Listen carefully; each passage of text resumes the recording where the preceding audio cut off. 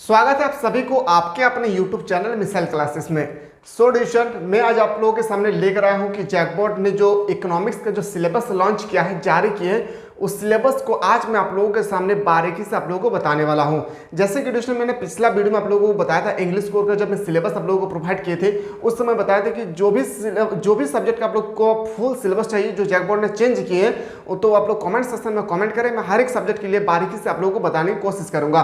तो आज जो मैं आप लोगों के सामने लेकर आया हूँ इकोनॉमिक्स का, इसके अलावा अगर आप लोग कोई भी केमिस्ट्री, फिजिक्स, बायोलॉजी या हिस्ट्री, ज्योग्राफी कोई भी आपका सब्जेक्ट हो, एनी सब्जेक्ट हो, तो आप लोग कमेंट सेक्शन में कमेंट करें। मैं उनका भी सिलेबस लेकर आप लोगों के सामने प्रस्तुत करने वाला हूं, ठीक है।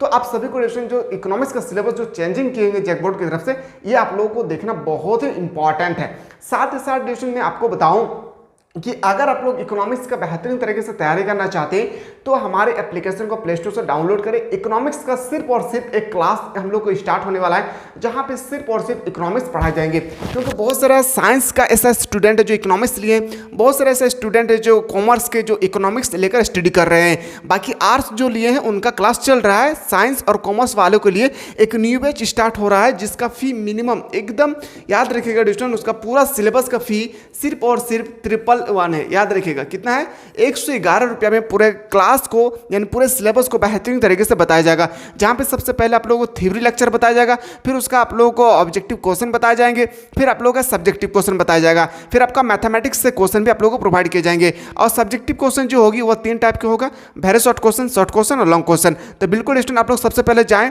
और प्ले स्टोर से मिसाइल क्लासेस के एप्लीकेशन को डाउनलोड करें। ओके, तो चलिए आज मैं आप लोगों को जो बताने वाला हूँ वो आप लोगों का क्लास 12 का जो इकोनॉमिक्स का सिलेबस है उसको हम लोग बारीकी से देखने की कोशिश करते हैं। सबसे पहले मैं बता दूं स्टूडेंट, जो आप लोगों का आप लोगों का जो इकोनॉमिक्स का है बुक, वो इकोनॉमिक्स सब्जेक्ट का 2 बुक मिलता है। या तो एक बुक में ही आपको दोनों बुक इंक्लूड रहता है, या तो आपको साइड से दोनों बुक लेना होगा, ठीक है। तो एक बुक में आप लोगों को मिलेगा 6 चैप्टर और एक बुक में मिलेगा आप लोगों को 6 चैप्टर, यानी कुल मिला के जो आप लोगों का इकोनॉमिक्स सब्जेक्ट है, इसमें आप लोगों को 12 सब्जेक्ट के बारे 12 टॉपिक के बारे में, 12 चैप्टर के बारे में आप लोगों को पढ़ना होगा, ठीक है।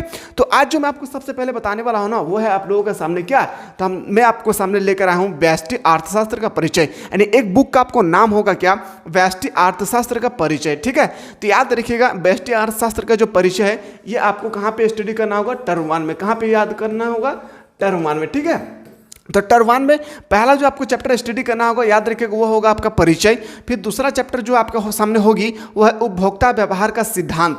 ये आपको टर्म 1 में आपको डिस्कस करना है। टर्म 1 का मतलब होता है सिर्फ और सिर्फ आपका ऑब्जेक्टिव क्वेश्चन। ओके, अब यहाँ पे आपका होता है तीसरा नंबर पे उत्पादन और लागत। याद रखिएगा ये भी आपको टर्म 1 में आप लोगों को डिस्कस करना है, ठीक है। इतना सारा जो चीज़ आपको दिख रहे हैं, बुक नंबर 1 से अभी दिखा रहा हूँ, ये टर्म 1 में आपको तीनों चैप्टर को डिस्कस करना है, ठीक है। चलिए आगे चलते हैं।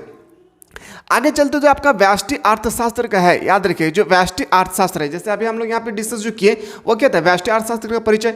अब मैं जो आपके सामने बताने वाला हूँ ना, ये व्यष्टि अर्थशास्त्र का परिचय, ये आपको यहाँ पे आपको डिस्कस करना होगा। याद रखिएगा ये आपको डिस्कस करना है कहाँ पे, तो याद रखिएगा टर्म 2 में। कहाँ पे आपको डिस्कस करना है, टर्म 2 में। ये जो 3 चैप्टर जो दिख रहा है आपके सामने, वो आपको डिस्कस करना होगा टर्म 2 में। और टर्म 2 का पहला जो चैप्टर होगी पूर्ण प्रतियोगिता में फर्म का सिद्धांत, बाजार संतुलन, प्रतिस्पर्धा रहित बाजार। याद रखिए ये आपको डिस्कस करना होगा कहाँ पे, तो ये आपको डिस्कस करना होगा टर्म 2 के एग्जाम में, ठीक है।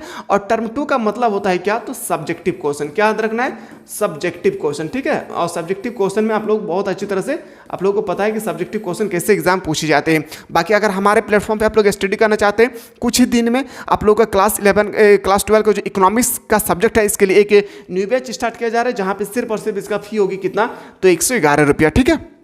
चलिए अब हम लोग देखने वाले हैं अगला आपके सामने सेक्शन बी में जो है समष्टि अर्थशास्त्र, ठीक है। समष्टि अर्थशास्त्र जो आपके सामने दिख रहा है ना, ये समष्टि अर्थशास्त्र आपको याद रखना है, ये जो आपको डिस्कस करना होगा कहाँ पे, तो टर्म 1 में, ठीक है। ये आपको डिस्कस करना होगा टर्म 1 में।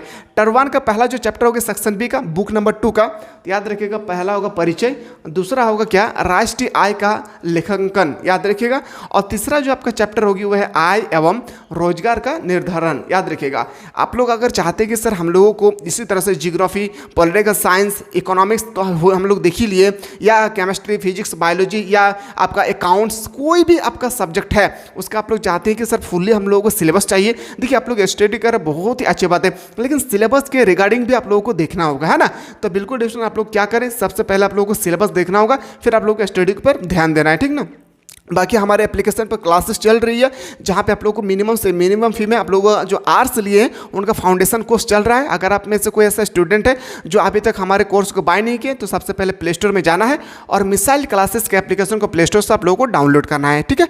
चलिए आगे देखते हैं डिस्कशन। अगला जो आपको डिस्कस करना होगा ना, टर्म 2 में आपका टर्म 2 में जो आपको ध्यान देना है, यहाँ पे हम लोग जो देखे डिस्कस किए, ये आप लोग अभी जस्ट हम लोग डिस्कस किए थे, ये हम लोग डिस्कस किए थे टर्म 1 में, ठीक है।